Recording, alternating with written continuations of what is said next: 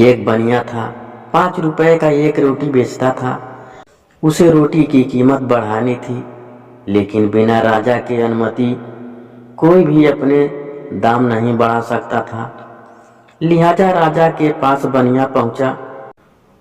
बोला, राजा जी, मुझे रोटी का दाम 10 करना है। राजा बोला, तुम 10 नहीं 30 रुपए करो।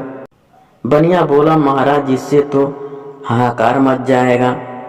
राजा बोला, उसकी चिंता तुम मत करो, तुम 10 रुपए दाम कर दोगे तो मेरे राजा होने का क्या फायदा। तुम अपना फायदा देखो और 30 रुपए दाम कर दो। अगले दिन बनिया ने रोटी का दाम बढ़ाकर 30 रुपए कर दिया। शहर में हाहाकार मच गया। तभी सभी जनता राजा के पास पहुंचे। बोले, महाराज, यह बनिया अत्याचार कर रहा है, 5 रुपए का रोटी 30 रुपए में बेच रहा है।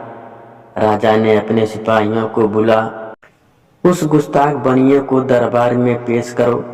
बनिया जैसे ही दरबार में पहुंचा, राजा ने गुस्से में कहा, गुस्ताख, तेरी यह मजाल, तूने बिना मुझसे पूछे कैसे दाम बढ़ा दिया।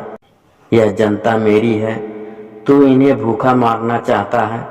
राजा ने बनियों को आदेश दिया, तुम रोटी कल से आधे दाम में बेचोगे, नहीं तो तुम्हारा सर कलम कर दिया जाएगा। राजा का आदेश सुनते ही पूरी जनता ने जोर जोर से महाराज की जय हो, महाराज की जय हो, महाराज की जय हो।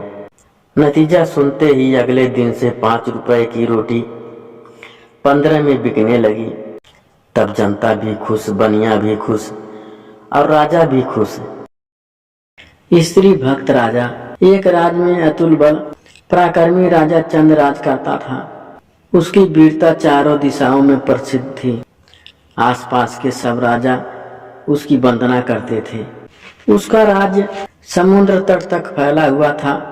उसका मंत्री बरूसी भी बड़ा विद्वान और सब शास्त्रों से पारंगत था। उसकी पत्नी का स्वभाव बड़ा तीखा था। एक दिन वह पड़ल रह कलह में ऐसी बैठ गए कि अनेक प्रकार के मनाने पर भी न मानी।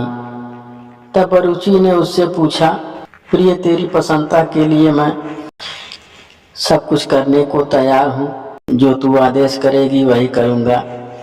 पत्नी ने कहा, अच्छी बात है, मेरा आदेश है कि तू अपना सिर मुड़वाकर मेरे पैरों पर गिरकर मुझे मना, तब मैं मानूंगी। बरूची ने वैसा ही किया। तब वह प्रसन्न हो गई। उसी दिन राजा चंद की स्त्री भी रूठ गई। चंद ने भी कहा, प्रिय, तेरी यह प्रसन्नता मेरी मृत्यु है। तेरी प्रसन्नता सब कुछ करने के लिए मैं तैयार हूँ। तू आदेश कर, मैं उसका पालन करूँगा।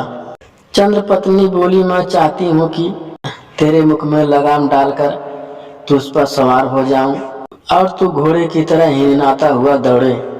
अपनी इस इच्छा के पूरी होने पर ही मैं प्रसन्न होऊंगी।